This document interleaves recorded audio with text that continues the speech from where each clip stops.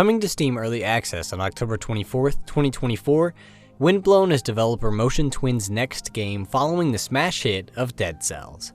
I was given the privilege of getting an early copy of the game with the first 2 biomes unlocked, getting a sneak peek into not only how the game plays, but also its lore and story.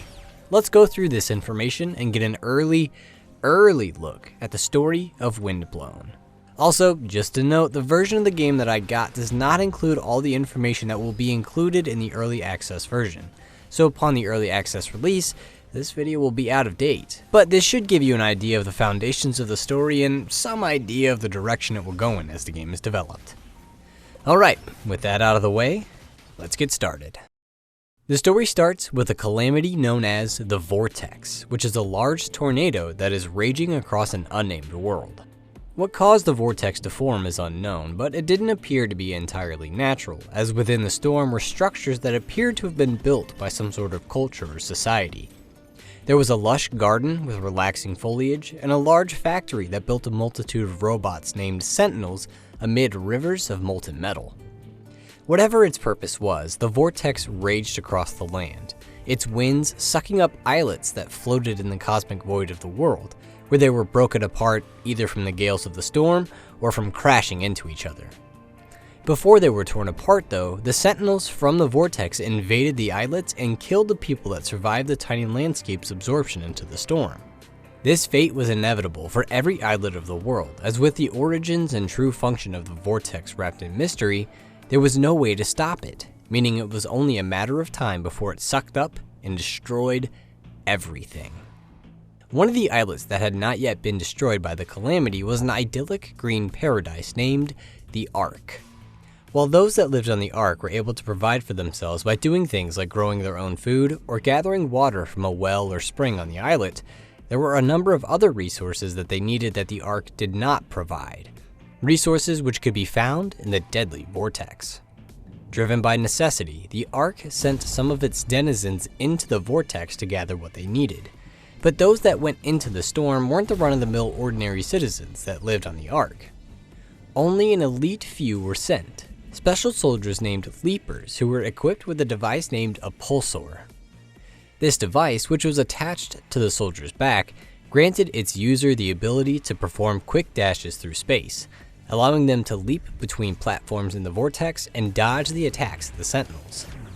Its most crucial function though allowed the body of a Leaper to be sent back to the Ark if they were killed in the vortex, an ability that was possible due to the pulsar being linked to the Leaper's soul. This allowed the Leaper to not only bring back the valuables they gathered in their expedition, but also to gain valuable experience to make their future runs more successful. However, this amazing ability wasn't guaranteed to trigger, and there were times that Leapers met their end in the vortex. Something incredible happened when they died though. Strange pillars made of a special mineral named memonite captured a part of their essence and memory and stored it inside the pillar. If another Leaper came upon that pillar, they could see and absorb that memory, gaining a portion of the power of their fallen comrade and giving them a better chance to survive in the vortex. According to one of the Sentinels, using an excessive amount of memories was dangerous. Whether that danger came in the form of some sort of adverse effect on the body or of the mind was unclear, but Leapers took care to never carry a lot of memories at the same time. Using the pulsars, the memories, and the multitude of weapons found in the vortex, the Leapers gathered materials that were needed by the citizens of the Ark for their survival. That brings us to our Leaper, an unknown person that just woke up in the vortex with a pulsar on his back. He followed a voice and ghostly apparition through the vortex until he met his end at the hands of a Sentinel, where he was then transported to the Ark. Given everyone's reaction, they hadn't met the Leaper before, so the question of how and where he got the pulsar to be transported there was a mystery. After being patched up by Makaba, the Ark's medic, he met Eperin, the leader of the Leapers Guild, who said the Leaper could stay on the Ark if he promised to help its people.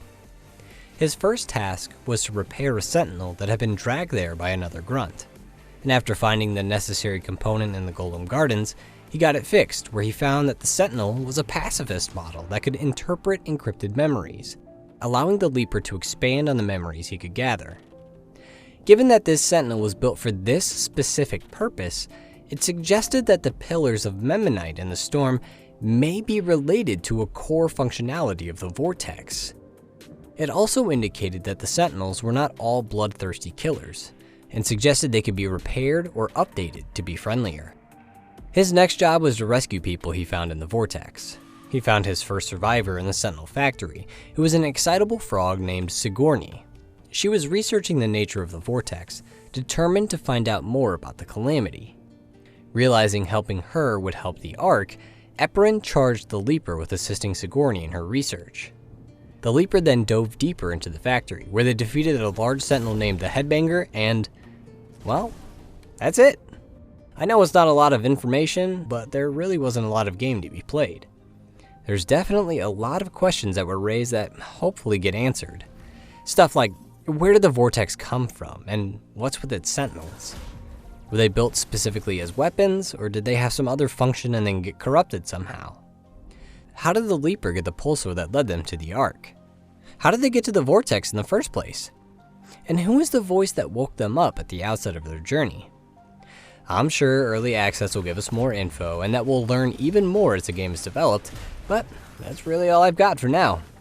I'll probably come back to the game after its 1.0 release and make a video on its story then, but I hope you enjoyed this little appetizer in the meantime. If you like roguelikes and don't mind playing an early access game, then I would give Windblown a recommendation. It doesn't reinvent the genre or anything, but I had fun playing it, so you probably would too.